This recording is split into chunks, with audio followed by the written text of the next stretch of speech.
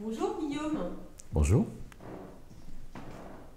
on aimerait bien savoir ce qui t'a amené à faire ce que tu fais aujourd'hui. On aimerait bien que tu nous présentes ce que tu fais. On a, avec Isabelle et un autre couple, on a euh, créé l'association Appel Espérance en 1988. On a commencé les activités le 13 avril 1988 et ensuite on a complété l'administratif. Et l'idée au départ, c'était de proposer aux gens qui ont des difficultés de nous contacter par téléphone et de nous connaître par une annonce où on mettait être seul, mal aimé, sans espoir, c'est l'enfer sur la terre. Nous avons un message pour vous. Voilà. Et on a donc eu pas mal d'appels.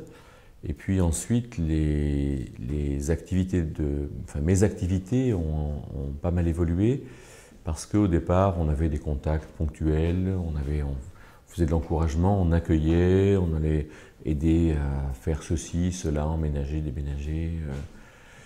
Et puis petit à petit, je me suis plus orienté vers l'aide apportée à quelqu'un, mais un peu dans la durée, en prenant du temps pour que les choses puissent aller mieux. Et donc,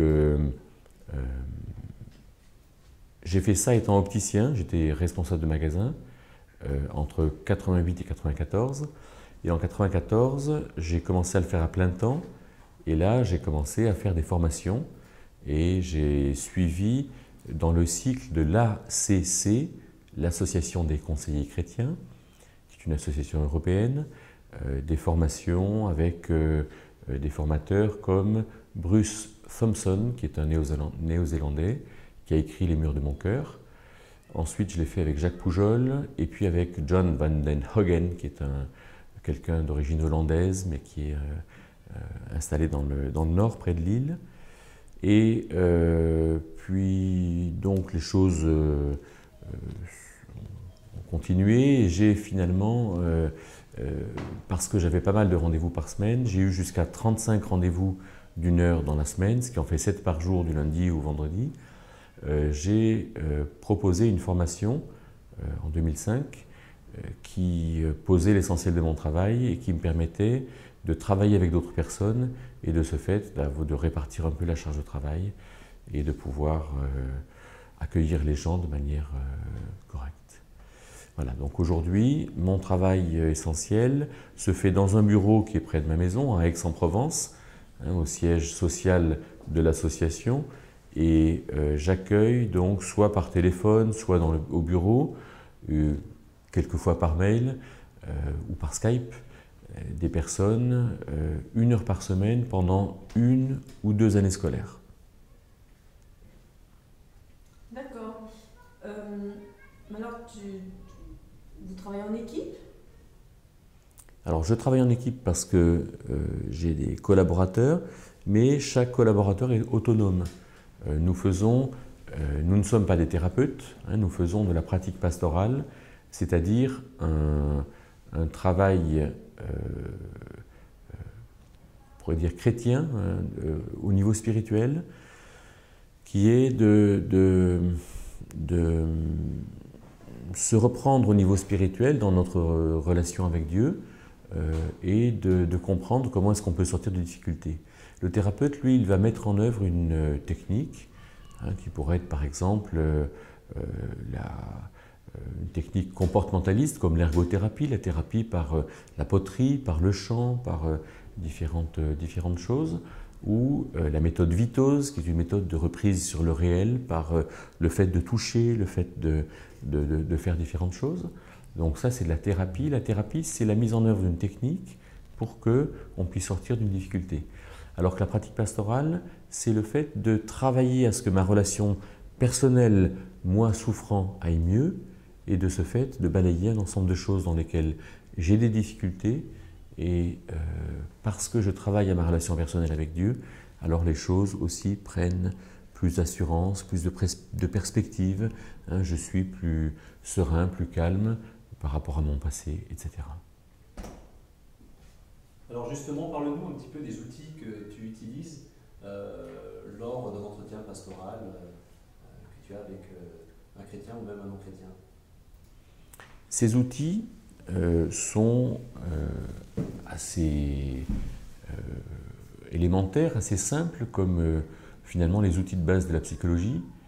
Par exemple, la relation d'aide utilise comme outil l'écoute, la reformulation et le maternage. Le maternage, c'est quelque chose d'un petit peu peut-être péjoratif dans l'usage. Maternage, on a l'impression que voilà, être comme une maman. Bon, mais voilà, les outils de la relation d'aide, l'écoute permet à quelqu'un de s'exprimer, la reformulation permet à quelqu'un de comprendre ou d'entendre qu'il a été entendu et de savoir si ce qu'il a dit correspond bien à ce qu'il pense. Donc ça permet de clarifier les choses. Et le maternage permet d'encourager quelqu'un à finalement se reprendre dans la situation qu'il a décrite. Les outils que j'utilise sont assez ressemblants. On pourrait dire des outils de définition de la souffrance, avec par exemple une liste de souffrances, avec l'écoute des émotions qui sont ressenties, avec l'écoute des obsessions, des cauchemars, et en voyant ce qu'on peut en faire. C'est ensuite la définition de ma responsabilité en tant que souffrant dans ce que je suis en train de vivre, et puis ensuite comprendre dans ce dont je suis responsable, finalement, ce que je dois faire pour m'en sortir, ou bien ce que Dieu me dit de manière assez claire que je dois faire pour m'en sortir. Par exemple, le problème assez récurrent des gens, c'est de manquer d'amour. Parce qu'en fait, on est beaucoup plus occupé à se demander si je suis aimé des gens plutôt que d'aimer les gens. Et donc, quand on est inquiet du regard des gens, c'est qu'on se dit comment est-ce que les gens me trouvent? Et c'est pas inutile de se poser cette question. Si on est vraiment insupportable, si tout le monde dit mais écoute, tu es insupportable, je te trouve collant, je te trouve froid ou indifférent, il faut en tenir compte.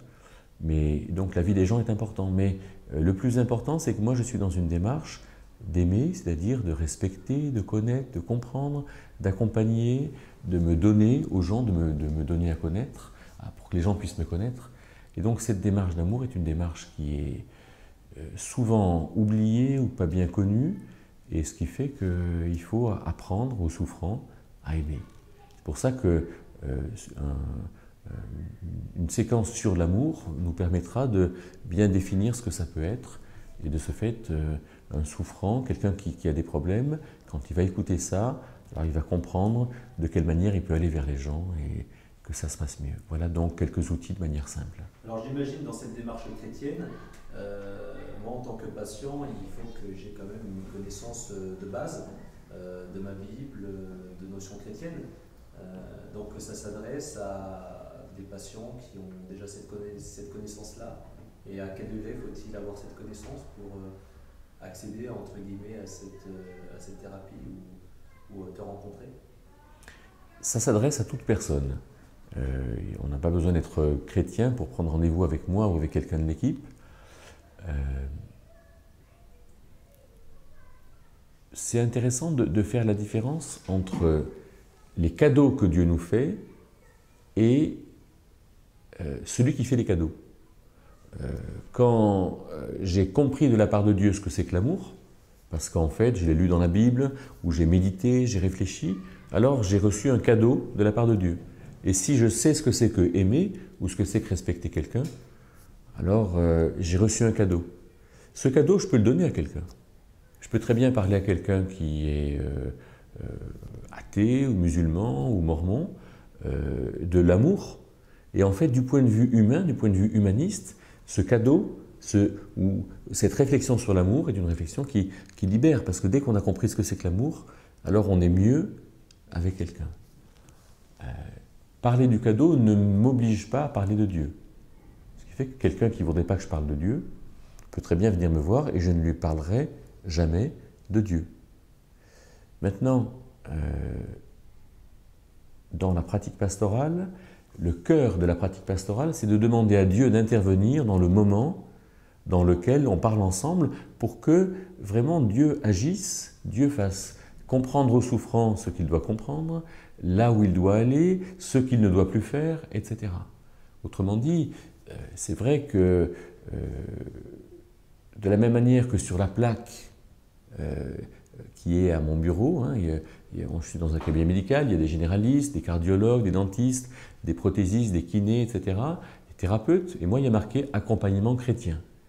Donc quand les gens viennent me voir, je dis, ben voilà, c'est de l'accompagnement chrétien, est-ce qu'on peut prier ensemble? Et jusqu'à présent, je ne me souviens pas que quelqu'un m'ait dit non, je ne souhaite pas qu'on prie.